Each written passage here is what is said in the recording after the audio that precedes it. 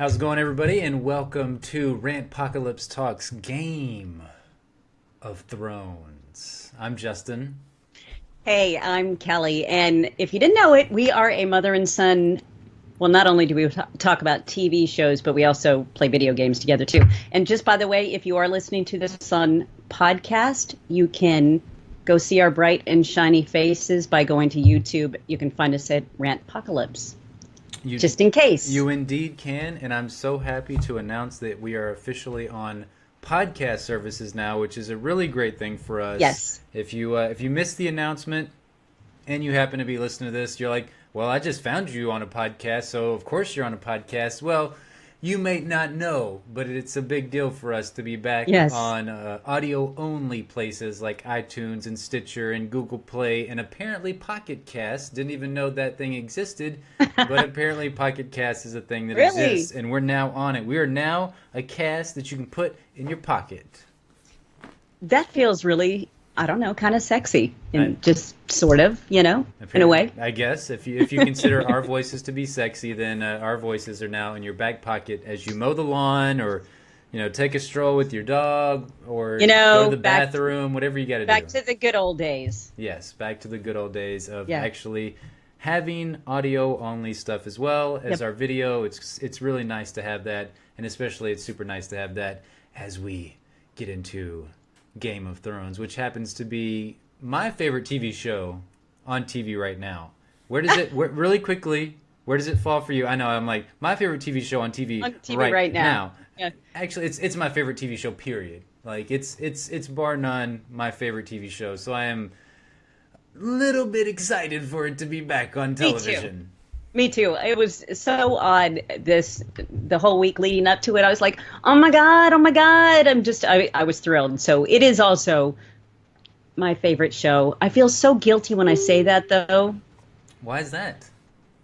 Well, because I feel this certain loyalty to The Walking Dead, but it's not on right now. No. So it's not on, and I don't think that it's been as good as Game of Thrones. So I think it's okay. No. I think it's I never thought The Walking Dead was as good as Game of Thrones, but it had its moment where it was like really damn close, and they battled it out for a little bit. Our attention spans. Mm-hmm. Luckily, they never came on at the same time, so it never really mattered. But I get it. I understand why you feel a little bit guilty about saying that over your beloved Walking Dead, especially when you have a Rick Grimes right behind you, typically staring you down. I actually have two Rick Grimes behind me. So I was looking at some list that some website had put out, and for the past, I think it was like 17 years, they put out the top TV shows, just one a year, based on, whatever season, like The Wire, season 2. Yeah. Walking Dead never made it, unfortunately. I know. Game of Thrones has only been on there one time, so bullshit. I kind of I know exactly. I call bullshit on this list. Mad Men's been on there a couple of times. The Office UK made it on 3 years in a row. The Office UK, not the US version. If you could see me right now, you just see my body's convulsing, and it's like it's dying a little bit inside. The fact that the Game of Thrones has only been on there once, that is ludicrous, and I will say that list is complete and utter BS at this point, because that's atrocious. That is an atrocious list. Game of Thrones seasons 1 through 6 should all have made that list. I will give you season 4 might have been a little bit of a low point for me, because I just completed my entire Game of Thrones seasons 1 through 6 rewatch. It was glorious. There was so many things that I caught that I missed before, especially when you know what's happening in season 6, the most recent season, and everything just kind of culminates with that season. Of course, now we're in season 7, but knowing everything that happens up until season 6, episode 10, it makes rewatching those episodes so much more rewarding, and you can pick up on little finer details and stuff. And it was fantastic. Season 4 might have been a low point for me. I don't remember a whole lot of badassery in season 4. No, season 4 was a little slow. So, was there just not enough Jamie in it? Was that the deal? No, I think there was a lot of Jamie in it. I think that there was a lot of Jamie in it. I mean, of course, in season 4, Joffrey bit the big one, so that was a big moment. That was great. That was great. Yeah, and it was at the beginning of the season 4, so there was some crazy shit that went down. When I say season 4 was a low point, that's like saying it was the best season of every other TV show on the face of this earth. So, okay. Yeah, exactly. So, and I also wanted to let people know, if they're listening to this in audio-only form, you can see our lovely faces when we do it live, too. So not only can you find the video on demand, so you can watch it whenever you want on YouTube at Rantpocalypse. Over and over again, please. And click the likes, all those thumbs up and everything. And subscribe, and the little button that says, hey, they're on. I'm super excited, all that kind of stuff. Yeah, hit the bell thing. But you can find us on Facebook. We're going to do this live stream every Monday night after the Game of Thrones episode comes on Sunday nights. We'll be back on Monday discussing it live and everything. We're going to do it via Facebook. And what we're going to do, we want to thank all you guys in the chat. We love you so much. What we're going to do in this is we're going to try and be good about it, because since we're putting everything in audio form as well, sometimes when we get into random things in the chat, sometimes it's probably not as good for the audio listeners. So what we're going to do is make sure we've got topics breaking out here. We've got 5 topics, and topic number 5 is chat discussion, and we want you guys' thoughts during that. We want to whatever it is that you guys are burning to talk about and can bring up to us, even if it's if it's about each topic, that would be fantastic. And if we see some great comments while we're talking about those topics, we'll get into those as well, because we want to make sure that it kind of ties into what we're talking about currently. But definitely topic number 5, which is chat discussion. We want all your most amazing thoughts and theories and everything about Game of Thrones. So with that being said, we do have 5 topics that we want to discuss for Game of Thrones Season 7, Episode 1, entitled Dragonstone. Topic number 1, we're going to give our overall episode thoughts. Topic number 2, Ed Sheeran. I'm not sure. It could be Shireen. My girlfriend gave me the same shit though last night while we were watching the episode. I was like, oh, is that Ed Sheeran? And my girlfriend's like, God, it's Ed Sheeran, idiot. Okay, good. Yeah, so I think you're right that it's Ed Sheeran. So topic number 2, Ed Sheeran, ... thoughts, question mark. And then, because it's a very controversial subject about Ed Sheeran showing up in the episode. Topic number 3, well, Sansa fook things up for Jon and the North. Topic number 4, would Cersei marry a certain Euron Greyjoy? And WWJD, what would Jamie do? It worked out so well for that. That was such a perfect thing. So I say we get right into it. Just so you know, we laughed our ass off about that. I hope you guys are too. I hope you at home listening or watching right now in the chat laughed a little bit at WWJD. That was it. That was the best part of the podcast, guys. So you got it right up front, and now you can just hit likes and subscribes and sharing and share it and rate and review us on iTunes and Stitcher and all those places. Now we've saved you the trouble. You don't have to listen to it anymore. It goes all downhill from WWJD. So, all right. So I say let's get right into it. I'm super excited to talk about this episode. I know you are as well.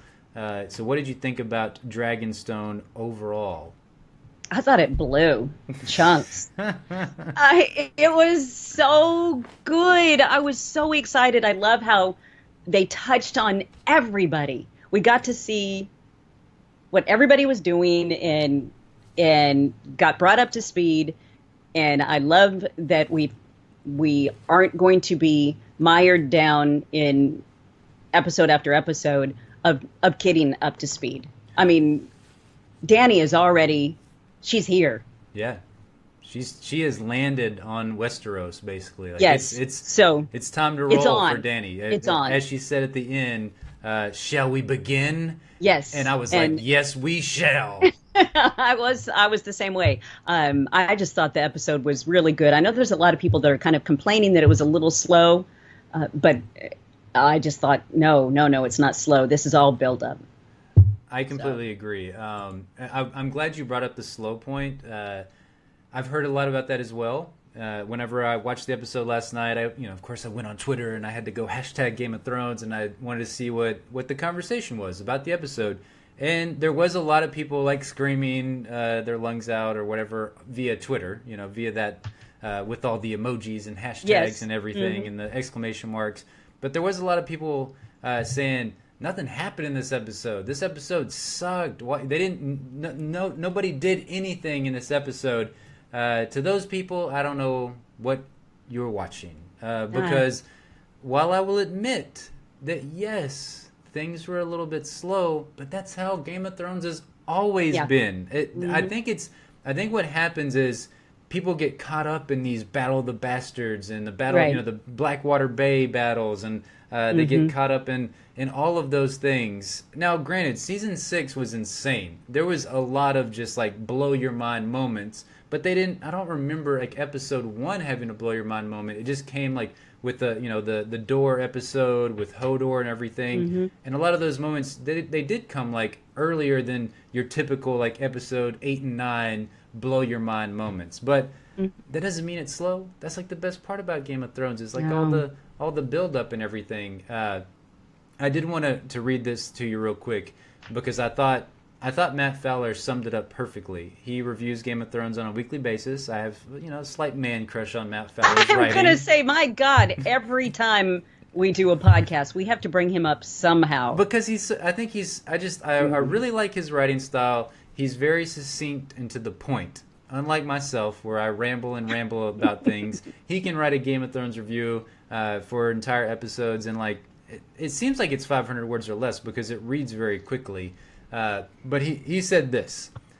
He said, Game of Thrones is meant, and premieres in general, are meant to masterfully draw us back into the world of the show and set the stage for the upcoming season.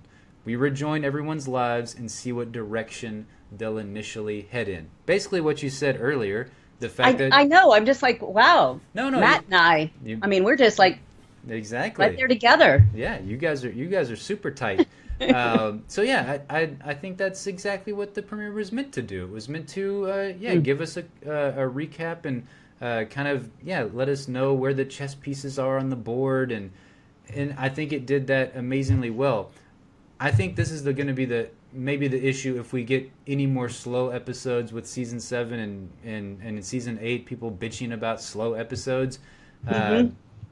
For me, I don't think that's going to happen. But I will agree that like a lot of the times for me personally, I like those slow episodes. I love the build up. I love like the political wheelings and dealings amongst all the different characters on Game of Thrones. I just love the crap out of seeing Varys and Tyrion and Littlefinger, all of them doing their scheming and conniving. We're not going to get that as much anymore, though. Littlefinger barely. I mean, he may have had one line, and most of the time it was, just him looking. Yeah, exactly. And you're just wondering what is going on in that conniving brain of his. Exactly. Yeah. No, that was one of my things I did not like about this episode is the fact that Tyrion didn't talk for an entire damn episode. Varys as well. Yeah. What? Yeah. That was WTF. I mean, you show Tyrion, you show Varys, like I got to hear them. I love the dynamics between those two, and I missed hearing Tyrion's voice in this episode. But yeah, the slowness, I don't think it was slow at all. That opening to me could have never been slow. The fact that we see Arya Stark come back and destroy the phrase. Like, how do you say an episode's slow when literally she murders fucking everybody? Were you just a little bit confused when you see Walder Frey up there for just for a second? I'm like, wait a minute. Oh my God. I'm watching the wrong damn episode. I did the same exact thing. I thought it was a flashback. The entire time I was like, man, this is so weird. Yeah. why is Walder Frey like what the hell is going on? And he's nice. Like Yes. my mind was getting blown. Drink up, drink up. Yeah, Just exactly. as soon as he started giving his toast, I'm like, oh shit, it's Yeah. Arya in his wearing his face, Yes. which was so interesting. And what I thought was really great too was he looked very, very old in the beginning, and I swear they made him, you start getting the realization that it's Arya in there, and you see the twinkle of her eye. Yeah. He started looking younger to me, and I just thought that, when she says that the North remembers, and that, oh God, what was the line? Well, she said leave one wolf alive, or yeah, winter has come for House Frey. Yes. I thought that was great, and they did that little flashback right before the episode started, and the flashback was really not a flashback, but previously on Game of Thrones. It was weird because they showed the Red Wedding, and they showed Catelyn Stark being killed. Mm-hmm. And it looked like Arya was the one that slit her own mother's throat in their little. Oh, I didn't notice that at all, but I did, because I wrote in my notes. I said that previously on opening to Game of Thrones was on point with the music. I thought it was fabulous. The way they played the music with Tommen jumping out of the window and the Sept of Baelor blowing up. I thought that was amazing. Yep. Like when Cersei, she was coming in and Euron was being drowned. Yeah, that was fantastic. But I'm with you. Like, I got the weird vibes with the previously on because they slightly spoiled a few things. The fact that they showed the farmer in the with the hound and everything.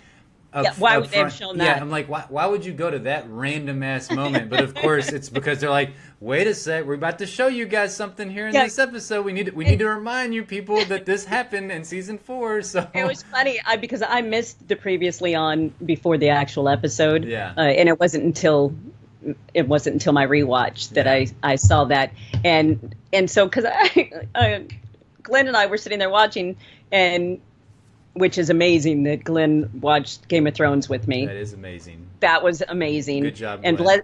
bless his heart, because he had no idea what was going on. What an opening for Glenn to sit down there and watch everybody being murdered in this banquet hall, vomiting everywhere. Exactly. But I'm going.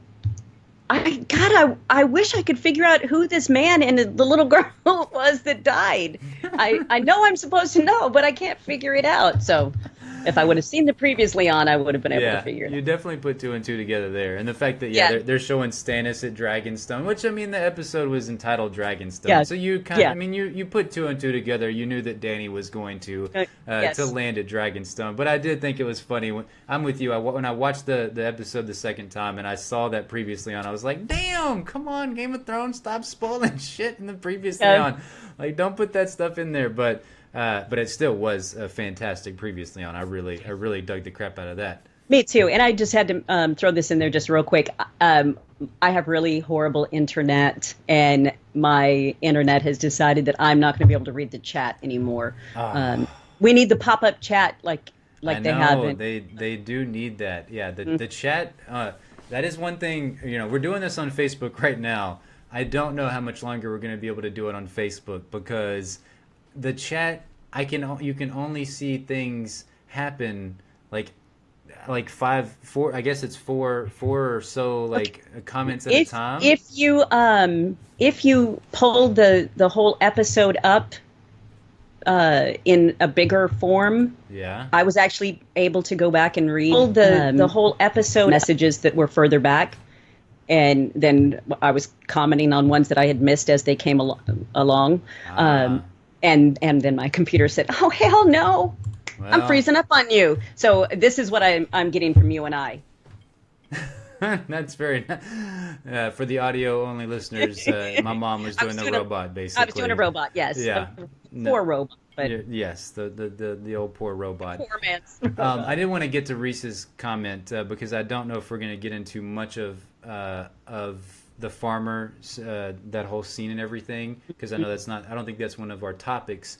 But the farmer didn't matter. Reese Nicole Brown said the farmer didn't matter. It was about how different the hound is. Totally right about that. That was It didn't matter really that it was the farmer that we came up on. It was the fact that all of a sudden now somebody that the hound was semi-directly responsible for dying. He took that farmer's money, and it was the winter was about to come, and they starved to death. Exactly, and they starved to death. The fact that the hound would then feel any remorse for that and want to bury this individual was a huge revelation for the character of Sandor Clegane. I mean, he would have never done that. There was something in those warm brown eyes of his. I freaking love him. Oh my God, me too. When he called that Thoris Amir dude a bald cunt. Oh and he my said, God! You're not fooling anybody with that top knot. Top knot, not hiding anything. And I'm just like, oh yes, that was excellent. But and when Thoris told him to come over to the fireplace to look into the fire. Yeah. Dude, make me look into the snow. Make me look into a log knot, anything, but not the fire. So I was very proud of him he had a ton of growth that they showed in this episode. So I'm glad that Arya did not kill him. Oh, I am too. I was super happy that he didn't die, and then I like seeing him with Beric Dondarrion, Thoris Amir. I think they're an interesting trio. Yeah, they're a good group. There's certain characters that when you couple them with anybody else, that group is suddenly like vaulted into being so much more interesting. And the Hound is one of them. Tyrion is one of them. Yeah, Tyrion. Tyrion with anybody. Yeah. And suddenly they are. You could put Tyrion with Arya, and I would like Arya. Exactly. Yeah, Arya's storyline's never really. And it hasn't really moved me all that much over the years. She's fantastic for those gotcha moments of getting Walder Frey back and everything that she's done. Whenever she killed Meryn Trent, I mean, Jesus, that was just that was devastating and really disgusting. Like when I went back and watched that, I was like, ooh, God, she really killed the crap out of Meryn Trent. Killed the crap out of him. Yeah, she killed the crap out of him. But her storylines never really moved me. But when she was with the Hound, that shit was gold. Like they were gold together. And I think Jamie coupled with people, or I think whenever he's with somebody, that character is so much more interesting to me as well. There's certain characters like that, and the Hound is definitely one of them. I loved everything about the Hound in this episode. I thought it was fantastic. His storyline coming up on the farm, and the fact that like you said, looking in the fire and seeing the wall and the ice mountain and everything. That's scary because if we remember back from the trailers, from the season 7 trailers, before the episode premiered, there's some stuff where we see Beric Dondarrion and Jon Snow, and they're fighting the Whites and the White Walkers and the Night King, and it looks spoiler alert. It looks freaking scary, and I just feel like that's obviously what he saw in the flames, and I hate thinking about losing the Hound, but I don't think we're gonna lose him. I think that. You think he'll make it to the end? I feel like he will because I definitely don't feel like he's meant to die with Jon and Beric in the group. I feel like he's got to take out the Mountain, and obviously they're going north. The Mountain is definitely south, and I want that battle between between the Cleganes, the Clegane Bowl. I need that. I need to buy the shirt that's like the Clegane Bowl and everything. So or maybe we need to go ahead and make it now and start selling them. Yeah, exactly. Well, I think some people beat us to the punch, but yeah. Bastards. So overall, I mean, it was a really freaking good episode. Are we still on our overall thoughts? Yeah, we're on our over. I mean, but come on. It's just. I know it's been a year and a half, right? Or pretty close to it. Because normally it premieres in April. I think it's in April that it normally premieres, and so and we had to wait until way off in the middle of July to get it. So thank you so much to Fear the Walking Dead for, backing off and for going away for a couple of yes. weeks. Yeah, no kidding. Yeah, thank you guys for that, because we needed our Game of Thrones time where Yes. we had nothing else to focus on but Game of Thrones. So, okay, we'll give you our overall episode score a little bit later, and maybe touch on a few of the other things while we're giving our overall episode scores. But I do want to get into topic number 2, since because I have a feeling we're going to talk about these topics for quite a bit. Considering we talked about the overall episode thoughts for quite a bit. So, topic number 2, Ed Sheeran, ... mistake being on the episode. What are your thoughts, Mom? Okay, so and it's funny because Lizzie and I had already discussed this earlier in the day, and she said, "Oh hell no, get that ginger off," or something. I don't know, something to that effect. Actually, she was much nicer than that, but she didn't enjoy it. Yeah. I did not enjoy it either, except that I love him. Yeah. I love his music. You told me about loving all of his music beforehand. And singing some of it. And Or, singing Girl, some... I want your love. Put your body on me. Something like that. Yeah, that's exactly it. Something like that, You sound just like him. Just I like think him. your voice In is my just head. as beautiful. In my head, I sound exactly the same. And Lizzie changed her mind. She said that it was a mistake. She thought he was great. But it took me, for the first time ever, I was taken out of Game of Thrones and into the fact that this is a TV show. Yep, that was it for me as well. Like it was completely. It really was annoying. It was so weird. I didn't know what his character was going to be. I knew that he was going to be on the show. Like, they were making a big freaking deal about it. Apparently, the girl that plays Arya, Macy Williams, is like a big Ed Sheeran fan or something. Yes.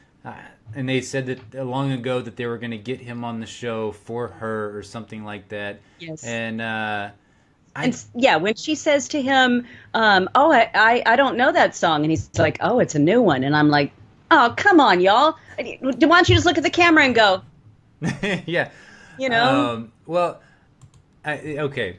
There, Reese says Ed Sheeran didn't bother me. Andrew said, no, he acted very good. He wasn't cringy. You're just jealous of his singing. Okay. Well, maybe. Yes, that could be true. I am famously not a singer. I thought he was adorable. I mean, he was just... His voice is golden. I just love listening to him sing. And that song that he was singing was just so... It was so beautiful. Well, it was just that they took me out. Yeah, no, I'm completely with you. Brenda said, it went away, but basically said that it didn't take her completely out of the moment. Immediately whenever he came on to the screen, she said his name, but then got into the scene and it went away. I will say that as well for me. Like, if it was immediately like it broke the reality of me living in Game of Thrones for a second, and I was like, what? I was like, that's Ed Sheeran. But of course I pronounced his name wrong, and I was like, that's Ed Sheeran. Shireen. What up, Shireen? It's Shireen. Hey, it's my favorite ginger. What's up? And then I remembered his interview with Howard Stern, and he was fantastic on Howard Stern. Really good interview. Is amazing. He's so amazing, and I love that it's okay to be a pasty ginger and be a sex symbol. I love that. Hey, I happen to really dig pasty ginger. Exactly. So, but I'm just saying, as a guy. Oh yeah, as a guy, it's not as much commonplace. Like, I feel bad for all the pasty ginger dudes out there in the world. They don't get as much love as the pasty ginger women out there in the world. I have a good friend. He happens to be redhead and very fair skinned, and he gets picked on quite a bit. See, and there was some guy that was on America's Got Talent. Yeah. That was a pasty ginger Yeah. with this amazing voice, and I thought, well, he wouldn't be up there, and this wouldn't be possible if it wasn't for Ed Sheeran. So, way to go, Ed Sheeran. So. I like Reese's comment. Prince Harry is making gingers hot. Oh, mm-hmm. Oh, that's hilarious. Robin, I'm not really familiar with Ed Sheeran. As I was telling my mom earlier, when she played me the song, this famous, super famous and popular song by Ed Sheeran, the love song. What is it called again? Tell me again, Mom. Sing it for us all Um, again. um, no, I'm not going to sing it. But the one, what is it? The shape. Shape of You My heard me. Love or something like that, No, right? share your love with Oh, me. sure. Something. I don't know. You Well, guys know what it the is. the beat of it, the first time I ever heard it was stupid little prick named Rick, Oh, because somebody remade it to The Walking Dead with Rick Grimes and of course Negan saying like stupid little prick. That's I thought that was the beat. I was like, man, they're really talented creating this beat. somebody Like really. somebody really went out of their way to create this beat for this Walking Dead mix-up song. But yeah, so "A Shape of You" is the name of the song. So That's it. That's it. there you go. Good on you, Andrew, for knowing the name of the song. But I will say, he did a good job. Once it broke me out because I know who he is. Like as far as like I recognize him. He's a very recognizable face. So that definitely broke the moment for me. His voice is lovely, obviously, Hmm. but once I got out of that, the scene was glorious afterwards. Like the scene, it didn't bother me one bit after I got into the scene. So Yeah. overall, wasn't a big deal to me. Wasn't a deal breaker. I think it was perfectly done. He sang the little song, and then he really didn't talk much after that. It was the Right. rest of the soldiers that talked. Yeah. So I did want to bring up the song though, because the song is of some importance in the Game Oh, of is it Thrones. now? Yeah, I didn't know this, but whenever we were talking about, I knew Did we were Matt gonna, Fowler tell you this? Matt Feller, he dialed me up and he said, Justin, I got some hot takes for you right here about this Game of Thrones song. But the song is called Hands of Gold, and it's a song that appeared in the books that inspired, obviously, the television show. This was written down. Author George R. R. Martin wrote down the lyrics in A Storm of Swords, which is the third novel in the series, the Song of Ice and Fire series.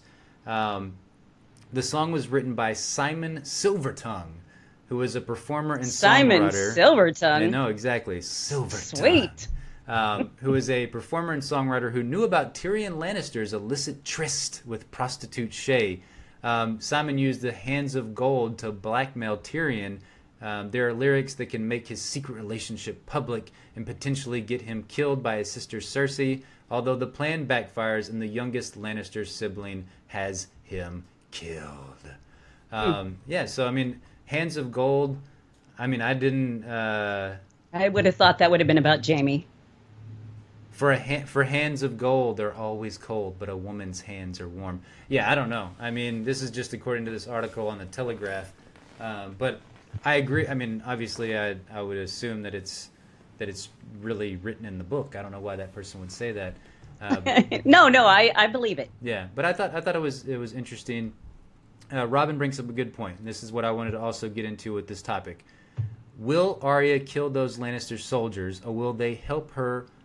Like Andrew thinks that they will. And I don't know what Andrew said, but I think Andrew said something about Andrew was talking about the fact that they were talking like they didn't want to go to war. That was something No. that one of the soldiers said, that he doesn't want a boy, because boys grow up and they leave their daddies and they Right. don't take care of them.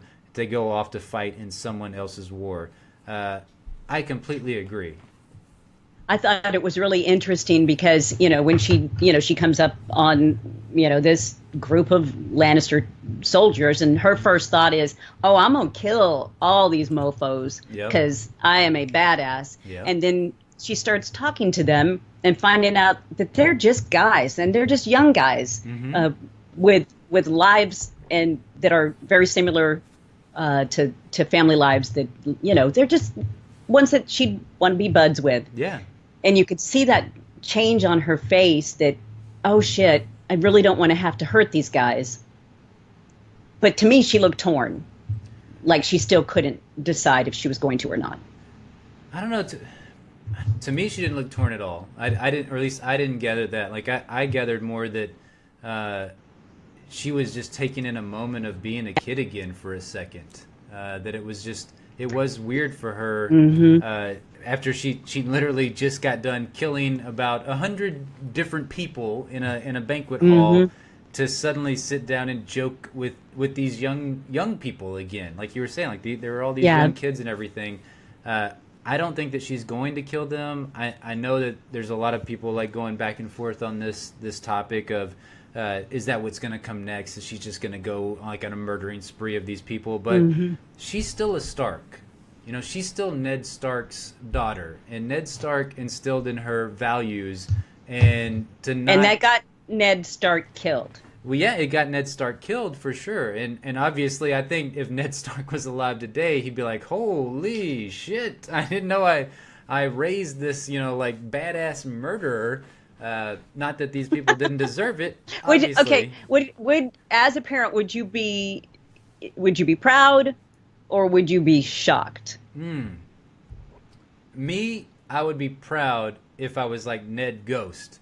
If I was Ned Stark, if Ned Stark was there and alive, he would be shocked and appalled. I mean, he was like the old oak tree that, you know, just stuck by his values, and, you know, he was super honorable. The fact that he had to cover up, you know, Jon Snow not being his for all these years, but he did it because, you know, he was trying to do the honorable thing to his sister, but yet it was being the dishonorable person to his wife, and, you know, took that to his grave. You know, I think he would be completely shocked by definitely Arya's actions. Not that they're not warranted, and I love it. You know, I love the fact that Arya is like this stone cold killer and everything, but I don't think that this is going to be one of those moments that she will be a stone cold killer. I mean, she meets these people, and, you know, they're showing the sad side of war, and just, you know, kind of showing Arya that, okay, she killed everybody that was in that banquet hall. Some of those people in that banquet hall might not have... More than likely didn't want to be there. Yeah, didn't want to be there when, you know, her mother was killed and Robb Stark was killed. And not saying that maybe they all were, but more likely than not, there was at least one individual that was like, we shouldn't do this. This is ridiculous. You know, this is some shady shit.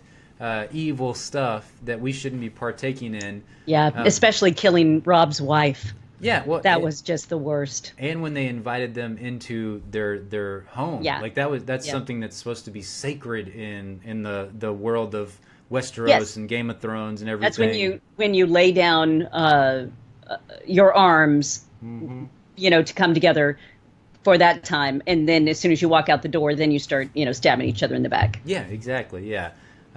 So okay, my take: not going to kill the soldiers. I think that it was a moment for her to realize that, man, okay, maybe I can't be as ruthless as I'm being right now, and just killing anybody and everybody. That there's people out there in the world that they just got to follow orders, and it sucks for them. They don't want to be a part of this war. But what do you think? Do you think she's going to kill them? Probably not. I don't think she will. Yeah, I don't know. I'm not sure. Brenda, you're completely right about the fact that all of those people in the hall, they cheered the mention of the Red Wedding. That moment, I was like, fuck these dudes. They gotta die. You know, you will cheer the mention if your boss is standing up there and you want a paycheck, and you're like, oh. Yeah, you're like, you get the little small clap, or like the, you know, instead of getting the fully all the way up and like with the cheer, you're just kind of like half cheer, like, yep, good dude job. Is crazy. Yeah, dude. Oh God, this old dude is crazy as shit. Can't wait for him to die. Yeah, exactly. I can't wait for him to double die, basically. All right, so moving on, Ed Sheeran. We didn't think it was a mistake, and I don't think we think that Arya is going to kill those dudes. So, topic number 3. Will Sansa fuck things up for Jon in the North? Will she ruin it? I mean, like, they've got a good thing going right now. Yeah. Sort of. I mean, as good as things have been in the North for a very long time. Right. You know, I mean, that was a hard one when they're actually kind of, you know, standing up there with what is basically the first real meeting of all of the bannermen, and John's doing this great job of, rousing the troops and getting everybody together. And Sansa's like, no, I just thought, holy shit, girl, why? Why? You guys worked so hard to get to this point. Yeah. I think part of that was because that's where they left us at the end of this season last year. Yeah. And they kind of had to go back to that just a little bit. But it was weird, though, because they kind of squashed that at the end of episode 10. They didn't completely squash it, but they had that conversation in episode. Did they? Yeah, I feel like they did. Maybe I'm wrong, and I'm throwing them two together because I just watched episode 10 earlier today, and then because I was like, all right, I want to watch episode 10 before I rewatch the episode premiere of season 7. I can't ultimately remember. I know that she kind of questions his authority a little bit, and I think in episode 10, or maybe she doesn't. Actually, maybe it doesn't go down that way because then Littlefinger, I know, plants the seed in episode 10. He plants the seed of like, you've got the true, like the true rights. You're a daughter of the Stark. This is a bastard. All that kind of stuff. But so I agree with you that they needed to come back there. And I think that with her being talked to by with Littlefinger talking to her about that true claim, who has the rightful claim, it kind of plants little seeds for it. And I do think that she doesn't see in her eyes that Jon appreciates her as much as she thinks he should appreciate her. Okay, and so to me that brings up the question: does he appreciate her as much as he should? Does he understand how much she actually has a very good understanding of the way Cersei is, and could be a big help? They should co-lead this thing.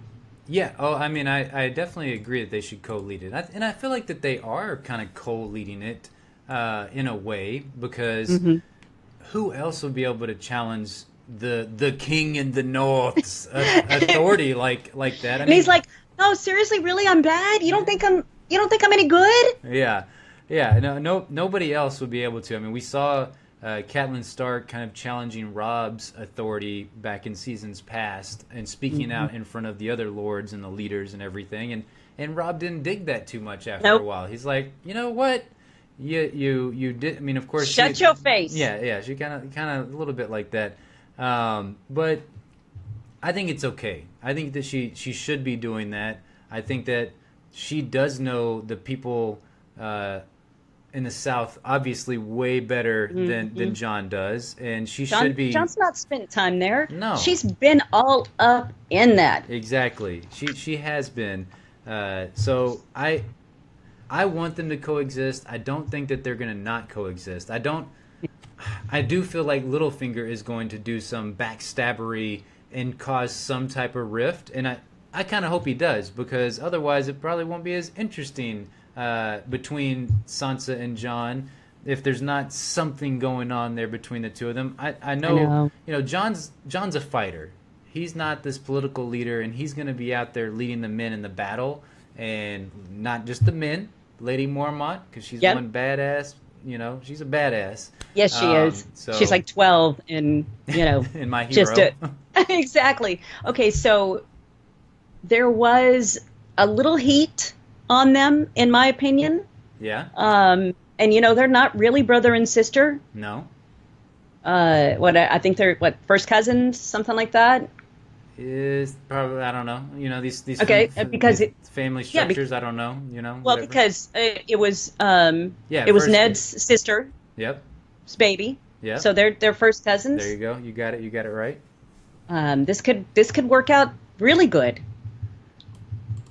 Wait, are you trying to say that they should hook up? I'm shipping them. Oh my God, no. We're not.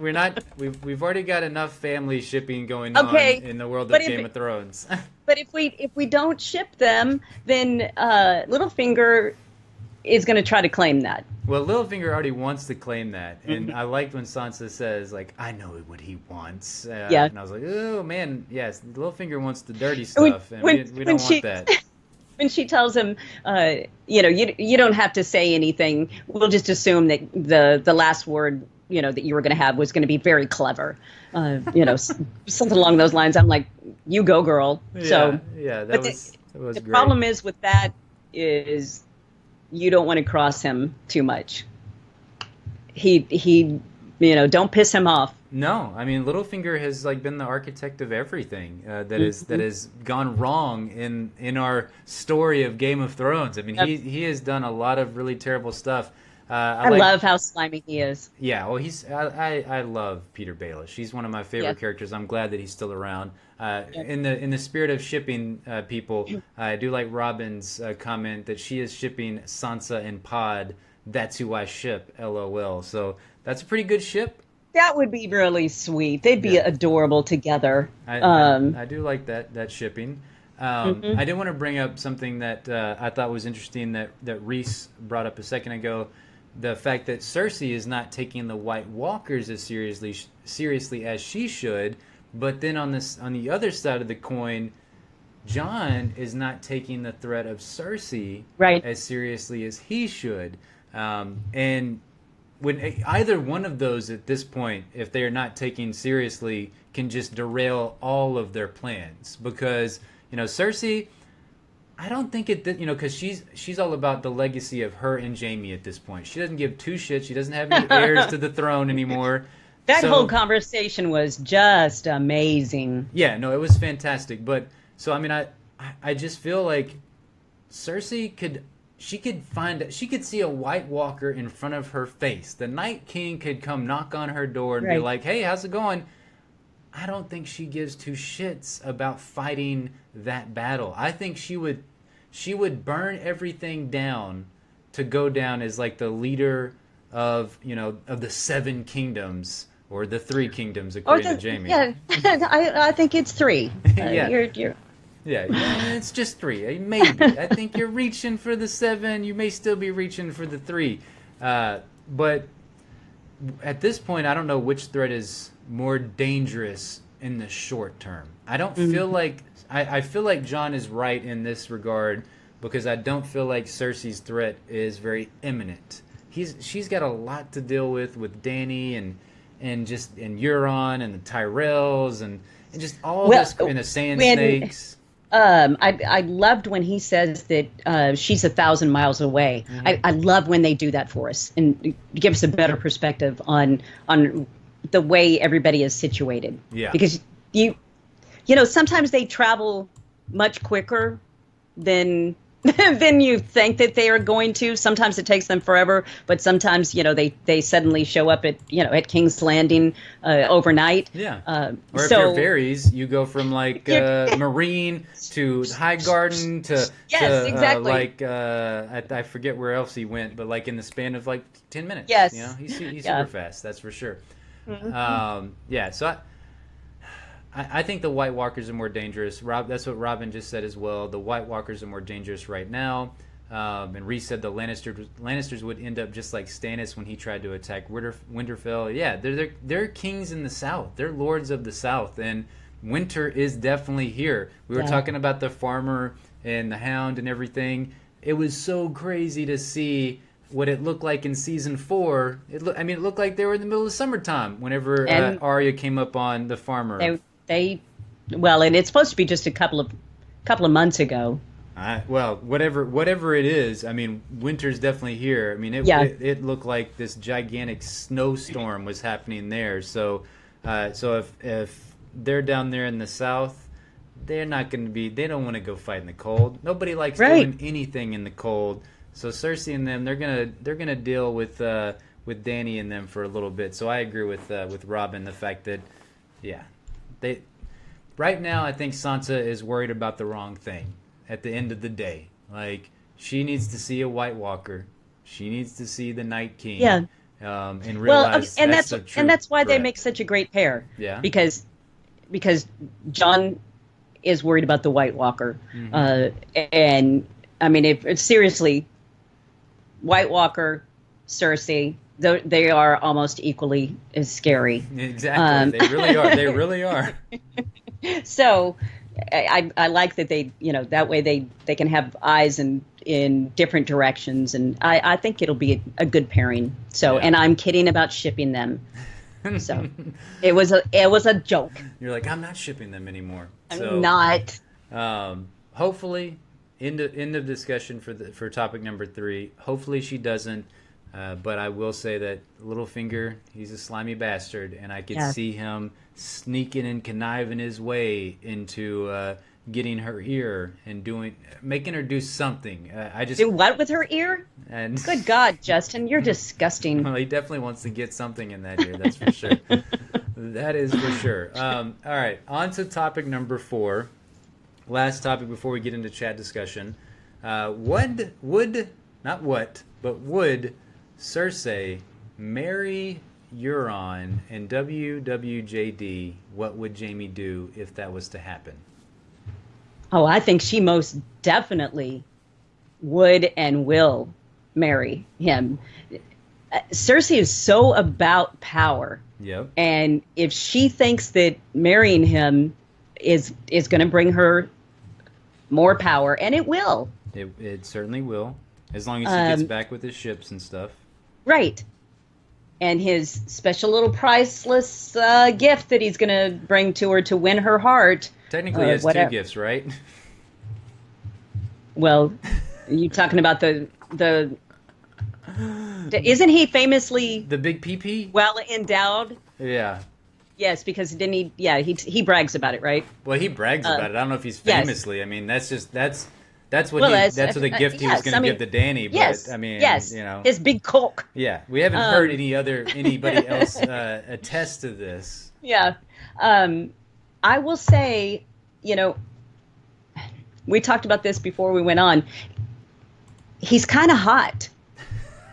I think he's a little hot because he's that crazy kind of hot. Yeah. I mean, and the way he just was all up in Jaime's face, like, I've got this fleet of ships and 2 good hands. I was that was a pretty good burn right there. You bastard. So yeah, Jaime was not excited at all about it. No, he's like, I will cut you down like a cake. He was gonna go all Barristan, old school Barristan Selmy on him right there. But I thought Euron was brilliant. Just a side note, I thought he was brilliant in this episode. I loved everything about his character. Me too. He's like way over the top, but I felt like he's a character that we need in the world of Game of Thrones. I get that the Night King is scary and the White Walkers and the Whites, but they don't talk, like, at least not yet. And we got rid of Ramsay Snow last season. Yes. We didn't have this villain. We didn't, Cersei. Right. You can say that yes, she's the villain and we should root against her for sure. And I do. Like, at this point, like, I root against her in certain aspects. Exactly, but you still kind of love her. Yeah, but then there's other aspects I'm like, I really want her to kill the Sand Snakes because, the Sand Snakes, they haven't done shit for me. Like, I'm sorry that, Oberyn died, but at the end of the day, he died the way that he wanted to die. Like, he challenged the mountain. He didn't live through the mountain because he got a little bit cocky towards the end. And he would have never, I don't think he would have ever agreed to the Sand Snakes killing Marcella or anything like that. So there's a part of me that's like, that roots for Cersei in that respect, but overall I root against her. But Euron is the ultimate villain that we can all agree to root against. Euron, right? Yes. Yeah, I think so. So I don't know. I really loved him coming into the show. I agree with you. I think Cersei would definitely marry the crap out of Euron, and I think that Jaime wants to murder him. I don't think Jaime wants any part of Euron being there, but Jaime doesn't realize it. Cersei's gone. She's not his anymore. Yeah, she's done with him. Once she sat in the Iron Throne and put that crown on her own head, she's done with him. Yeah. And this is not the first time for Jaime. I mean, he had to sit back, the whole time that Robert was her husband. Her. Yes, whether he was actually. More or less not. Yeah, more or less not, because apparently he never put a baby up in her belly. No. So, but I think that's going to get really ugly because they, Robert didn't know, or at least we didn't think he knew about Jamie. Yeah. Euron knows all about Jamie. Everybody knows about Jamie now. Yeah, everybody definitely knows about Jamie at this point. So I don't know what's going to happen there.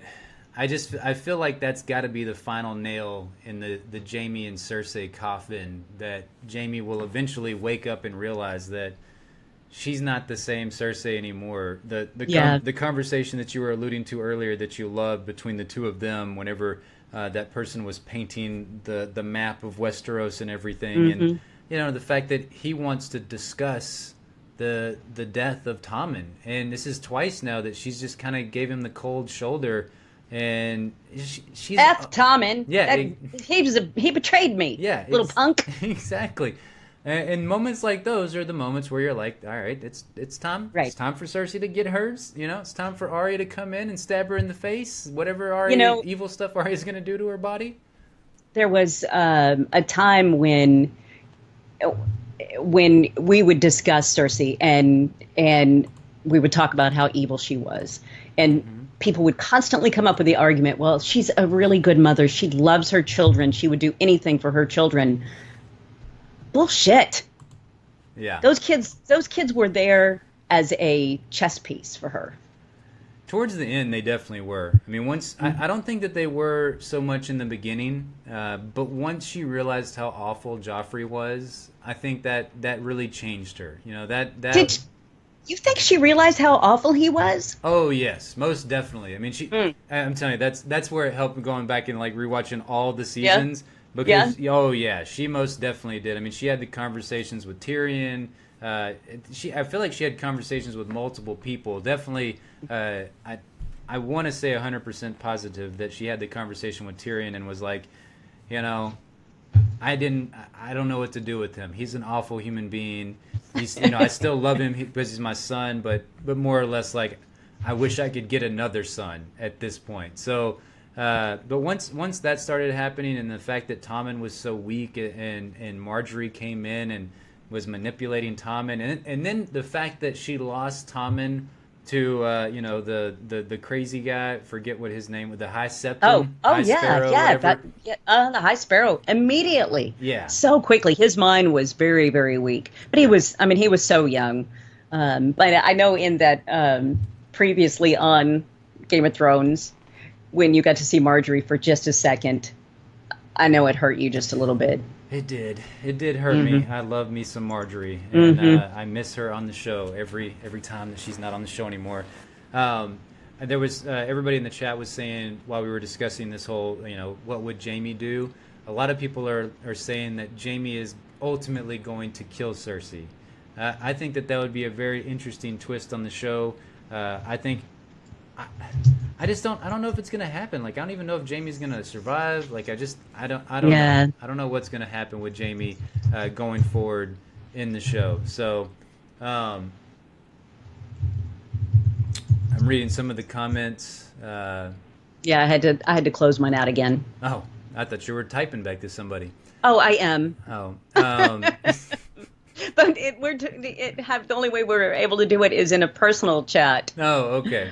So sad. All right. Well, some of the comments really quickly. Yeah, Reese says, once she realized the prophecy was true about her children dying, she gave up on them. Andrew said she has nothing left to lose, and that's the scary thing. All she wants is to be remembered. Yeah, that's definitely all she wants. It's just right now, again, like kind of like with Sansa, until you see the Night King and his army, you don't realize that the only way to be remembered is to band together and fight the Night King off, because otherwise that's never going to happen. Yeah, no, I don't know what's going to happen there, but like just like with the new Archmaester, which I love, Jim Broadbent's character, like he said, that the fact that they're the ones, they're the keepers of history. Well, history will no longer cease to exist if the Night King and the White Walkers are not stopped. So. It's not going to matter if Cersei wants her name to be remembered, because it'll get erased if she does not realize that that's not the true fight out there. how amazing was it? For me, I thought it was so incredible seeing all those White Walkers. I mean, just horseback riding, and I mean, just that horde of them. And I can't remember what the giant. Well, there's a couple of different. I mean, the main giant that we all know the name is 1-1. Yeah, but that wasn't the one that wasn't him. I don't think so. I don't think that was 1-1 because I feel like John knows to burn the body, and okay, and 1-1 died at Winterfell whenever he was like he broke down the wall and everything. Which was so sad. Oh my god, it was super sad. But that moment was fucking incredible. Like seeing the fact that they've got giants. As a part of the Night King army, I'm like, they got 3 giants that we saw. Yeah. Not a good thing. Nope, it's not good. Definitely not a good thing for Jon and everybody. I mean, down there in King's Landing in the south, they're like, yeah, we're going to be good for at least a little bit. They got a long-ass ways to walk. Jon and everybody, they're going to be pretty screwed. So really quick before we get into the chat discussion, and we can open this up to the discussion as well, Euron talks about bringing a gift to Jaime, and that's going to be his gift to win her over because not to Cersei. Yeah, oh, sorry, not to Jaime, but yes, to Cersei. Yeah, or maybe he's going to go there because that could be really interesting. Yeah, the 3 of them. Exactly. Maybe that'll be all right. Then I'll have 3 hands between the 2 dudes. So, but yeah, so Euron says he's going to bring a gift to Cersei in order to win her love over. So, what do you think that gift's going to be? Tyrion. You think Tyrion? What would make her drop her panties? The panty dropper, Tyrion. Yeah, Tyrion. I mean, because he talked so much about family, that they're both being betrayed by family, and what a thrill it is to kill your brother. You should try it sometime. You should try it sometime. And I don't know. I mean, that was my first thought. Yeah. I think Tyrion is a good choice as well. For me, maybe impossible. No, I don't think it's impossible. Reese brought up the good point that all of Cersei's enemies are with Dany, so she has a lot of choices, or he has a lot of choices. Euron does to bring back. So the only thing is, okay, so whenever we saw Dany land on Dragonstone, she landed with Tyrion, Varys, Missandei, and Grey Worm. So she landed. We saw them in this episode. Watched we watched the trailer at the end of the episode, and we see Yara and Theon in that same room at Dragonstone, where the map room, basically the strategic room, the strategery room. Yeah, the strategery room. So we can say that now Yara and Theon are there with her as well. Didn't see the Sand Snakes and didn't see Lady Olenna. Now we know that they're all together. They have all combined their forces and everything. But we didn't see them with Dany. So I feel like the gift that Euron's going to bring back is the Sand Snake's heads. Alaria's head, to be specific. The Sand Snake, the one with the long neck, right? I don't know. I mean, the one that was with Oberyn? shacking up, with Oberyn. Yeah, was is making out with Theon's sister. Yara? Oh, she is? In the preview. I didn't see that. I saw somebody making out, but I didn't know who it was. I know. Well, that's this was me.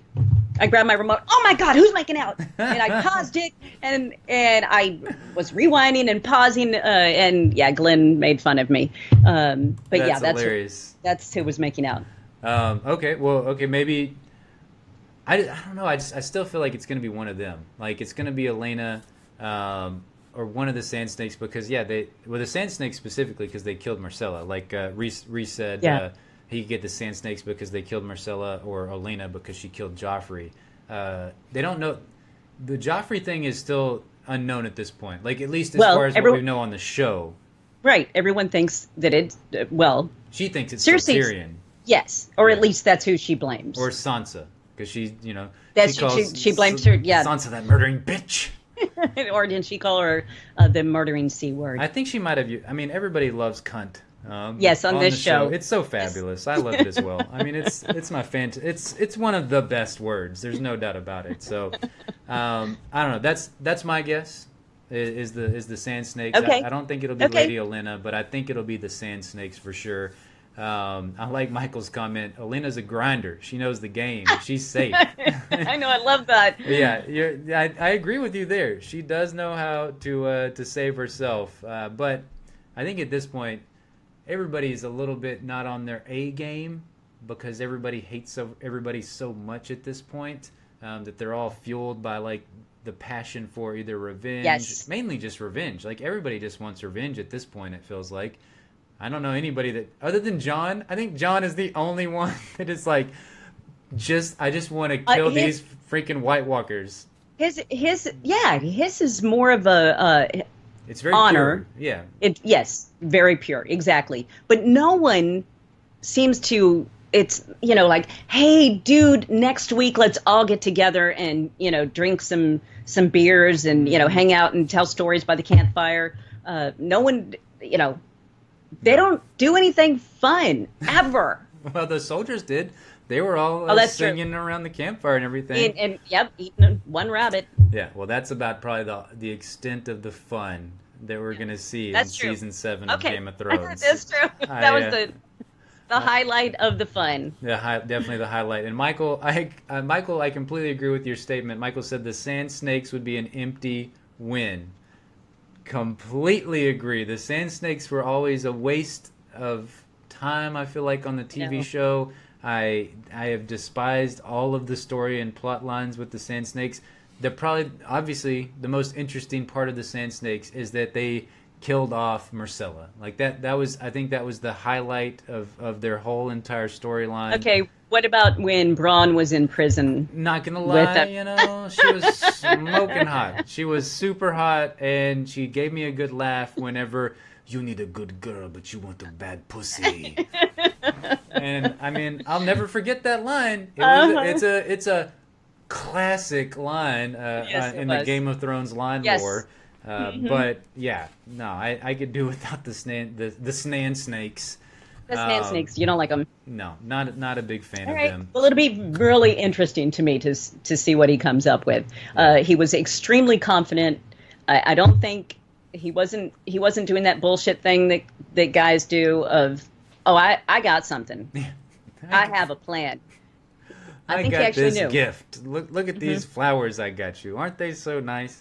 No, he's definitely got a plan, and I think you're on. Robin said earlier in the chat that Robin, his character from the books, was extremely evil, and she thinks that he's going to be extremely evil on the TV show as well. Bring it on! I want it. I want to see the evilness because it's so much fun to root against that person. Like it's so rewarding when we see the Ramsay Boltons and the Joffreys get it. All right, so if you have Euron, if he does turn out to be that completely evil, you put him with Cersei. I mean, that is a pretty magical couple. Yeah, I'm all about it. Right now at this point, I'm all about them grouping up because I think that would make for a very interesting Game of Thrones.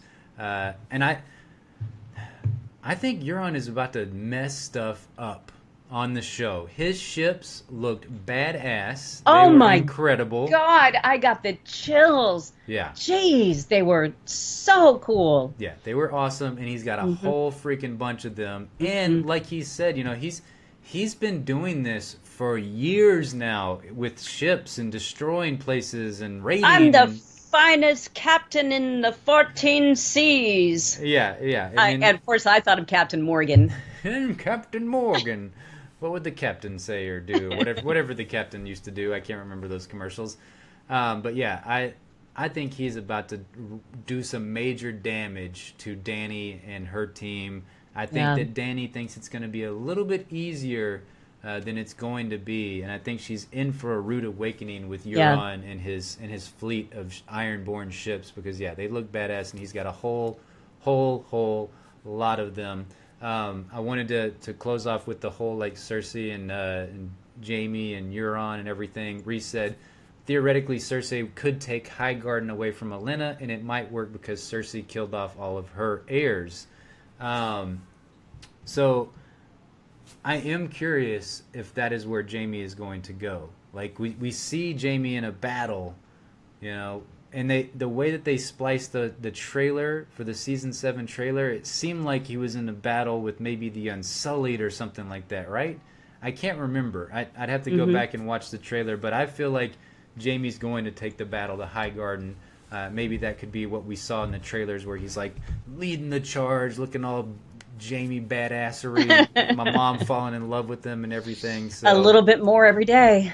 Yeah, exactly. She's like, I don't even care about that gold hand. Yeah. Bring it on. Bring that gold Bring hand it on. Exactly. Love that gold hand. But I am curious to find out, like, to see who he was indeed fighting. And yeah, what Euron, the gift that he's going to bring back. So Robin said, where the F did they get all that wood to build those ships? That bugs me. LOL. So yeah, because it really was the only way we really know how long it's been is little Sam. Sam turned from a baby into a toddler. Yeah, I know. And that was the only passing of time that I saw. Except for, and Arya is still she's still at the banquet hall. Like that's true, exactly. She's still there at the banquet hall, and like she's like, okay, well, I'm just gonna hang out here. I'm Walder Frey now, bitches.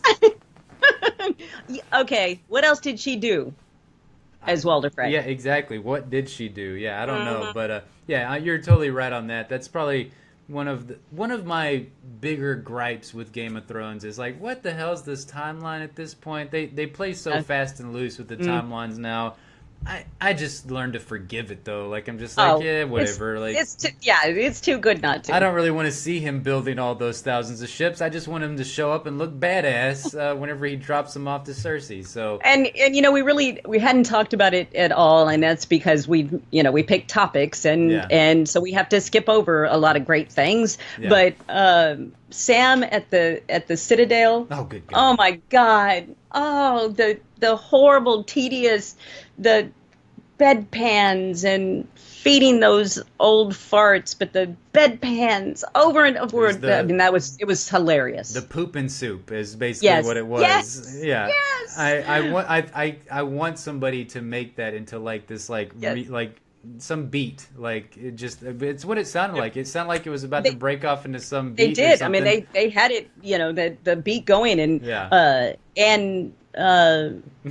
I think Robin. Jordan. What about Sam's shit montage? Yes, exactly. I loved it. Mormont. Oh man, him sticking his arm out, and it's that was covered in grayscale. I was so excited. Yeah. Has she came yet? Yes. Oh my God! I was like, "That's my man, Jorah Mormont." Yeah, I know. I love him so much. Yeah. Oh, he's fantastic. I forget his last name. Is it Ian McGlynn? Something like that. I don't know. Somebody in the chat tell me real quick what his name is. He is one handsome dude. Oh, I want to grow up and be him. Like he okay. So like for the longest time, what is his name? He's like the mustache man. I think he's like the manliest man of all time. Sam Elliott. So like for the longest time that I can remember, like Sam Elliott was the definition of a man to me. Like when I looked up man in the dictionary, there should be a picture of Sam Elliott, like looking like a boss. It's starting to become where it's Jorah Mormont. Yeah. Like when I look it up, now next to Sam, there's a picture of Jorah Mormont right next to him, and I freaking love it. Yeah, they would be a couple of fun dudes to drink some beers with. I think so. Michael asked, did he touch Sam? Is Sam infected? I don't think he touched him. It looked like he got away from him really quickly. I think it was just the scare factor. My initial thought when I first watched it, I was like, holy shit, a White Walker has got into the Citadel. Oh, how did I know immediately who it was? I mean, we never really knew. No, I mean, yeah, I mean, you see the grayscale and you're like, oh shit, it's Yeah. Jorah. But when it was just the scare moment. But I think that I was thinking like, oh, it's crossover Walking Dead. We got Yes. our Walking Dead like a Walker's got in the prison type moment. So Yeah. and that's hilarious. That was the bad thing when, Game of Thrones really hasn't been a zombie show. No. And here, my husband has never watched the show and sat down and watched it with me. And there's all these zombies on there. And I'm like, no, that's not why I watch. It's not a zombie show. So anyway, now it kind of is a little bit. It is definitely a little bit of a zombie show now. I like Michael's comment. Some people might take offense to this. The word, I don't know. Some people don't like the word. Michael said, but Jorah's character is kind of a cuck. He let Dany walk all over him. He did. He loved her. That's what you do. Exactly. He's in love with that. That's what you do. Yeah. That's what you do.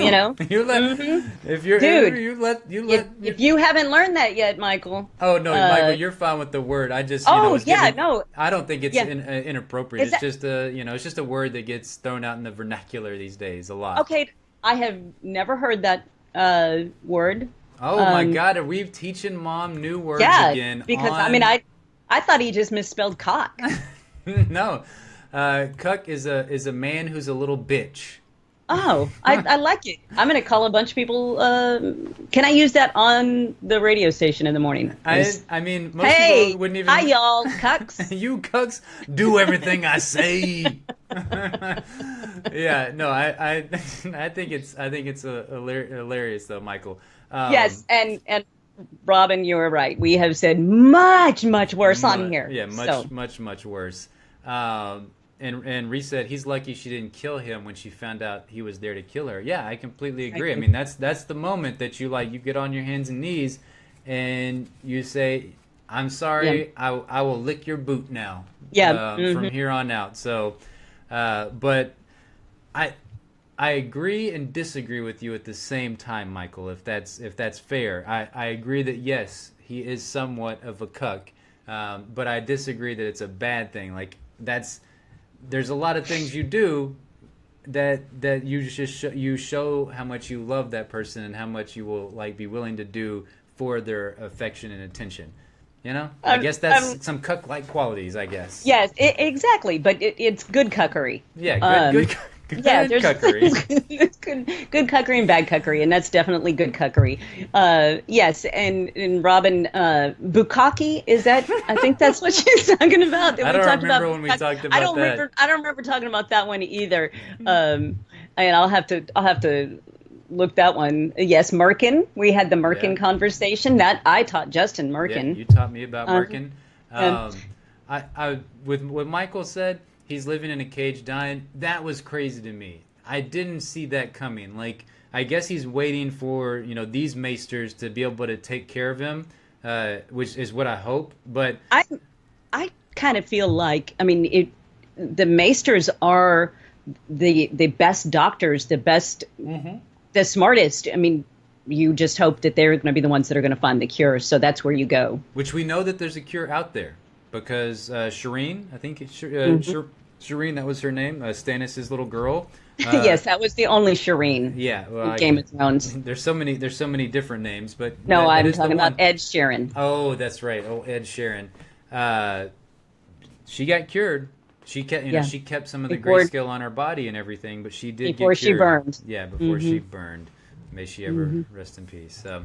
No, I don't want him to go Reese said he could just go to Valyria and turn into one of the Stone Men. No, we can't have Jorah Mormont turn into a Stone Man. I don't know what his ultimate role is going to be on the show because, while I agree with Michael on some of the things, the fact that he has done a lot and maybe lost a little bit of his own self-respect in doing some of the things, I don't know what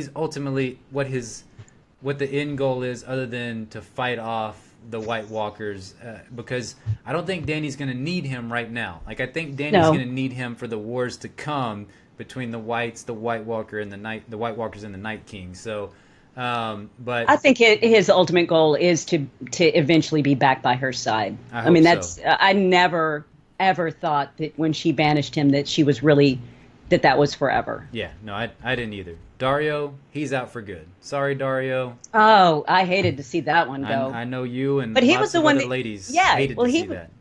He got bored. He wanted to leave. No. He didn't want to. He wanted to go with her. He wanted to go to Westeros and help her fight. And she said, okay, that's true. Yeah, she was like, "You can't come. You've got your place is here." So, yeah, you gotta take care of my stuff right here. Yeah, you got to take care of this, not this. Yeah, not this. Is this what you did? Yeah, I said not this, but I pointed down to my crotch. So, for all the audio listeners out there, that's what happened. Pointing at his cook. Yeah. So, all right. Well, that's it. Before we go, no. Our sweet friend Robin. Robin Young Sanders. Yep. Has a birthday in 2 days. Oh, didn't know that. Yes. So happy birthday, Robin. She has been with us for a really long time. One of our OGs, isn't that what you kids call it? Yes. I think she's been with us since my mom saw me naked. So anyway, happy birthday to Robin. Happy birthday, Robin. Hope it's a fantastic birthday. That is awesome. Yes, and she's been around for a very long time with us. So really appreciate it. And all of you guys here in the chat, really, really appreciate it. If you could now, go on iTunes and Stitcher, even though you've already listened to it, you just go rate and review us. We would really appreciate it. What's your bacon score? Can't leave without giving the bacon score. So if you're a new listener, new in the chat, we review and rate all of our TV shows and favorite things out of bacons because we love bacon. It's the greatest thing ever invented. So out of 5 bacons, how many bacons do you give the premiere of season 7? 5 bacons. Man, are you going to give it less than 5? No, you're not. I am. I don't throw these 5 bacons out there like you do, all willy nilly, like 5 now bacons that again, everywhere. I have learned the word.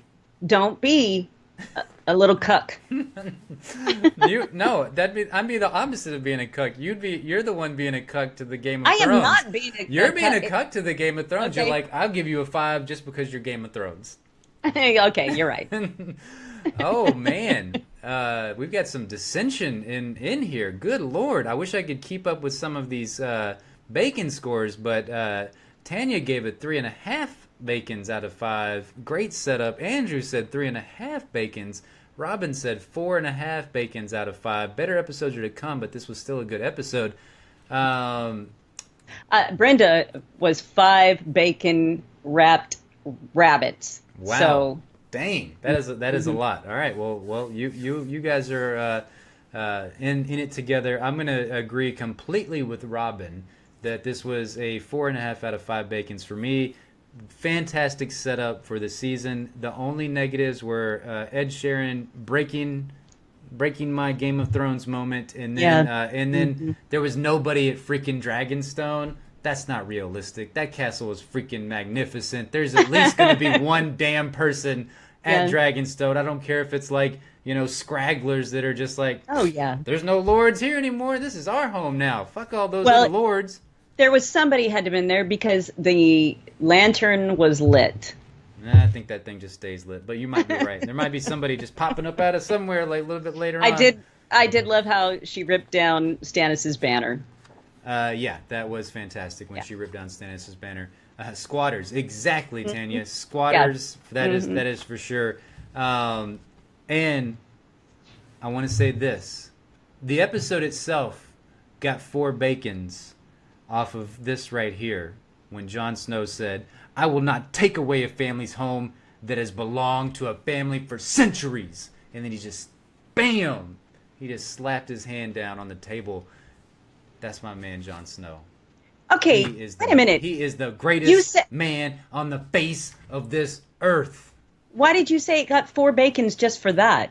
Well, I'm telling you. You took away, if it starts with 5 bacons, every episode starts with 5. Well, the rest of the half bacons were just for all the other good stuff in the episode. I'm saying Jon Snow alone was worth the 4 bacons. Yes, he is the man. He is the man. He gets me fired up. Like, hey, I want to go go ahead. to battle. You can say it. Go ahead, say it. He makes you hard. No, he does not. That is disgusting. Michael said mic drop. It was definitely a mic drop moment. It was not a moment that my mom speaks of. That does not happen. So embarrassed. Yeah, you go sit in the corner now. You're banished to the corner now. That's where you go. Yes, you're exactly right, Tanya. It's a man crush. Arya owned this episode as well. Jon Snow and Glenn Reed. Those are our boys. Yes, indeed, Robin. Those two right there are the epitome of just like the badasses on the TV shows. So, fantastic episode. It's so glad to be back. So good to be back, and I'm glad to be back discussing Game of Thrones with you, Mom. So it's been a lot of fun. Thank you guys for hanging out with us here in the chat. We'll be back next week as we recap and review episode 2 of Game of Thrones. It's going to be badass. I already know. It's going to be amazing. So hope you guys will join us. We'll break down topics just like we did with this week's episode. And and if you're on iTunes and Stitcher and you want to give us some feedback, you can email us. It's rantpocalypse@gmail.com. And I also want to plug our Patreon. If you want to support these two old-ass podcasters in their pursuit of making this like a full-time thing, you can go to patreon.com/rantpocalypse and pledge your support. Help support us. So, all right, That's all we got. Thank you guys again. We really appreciate it. Thanks for all of you guys hanging out with us in the chat. It was great.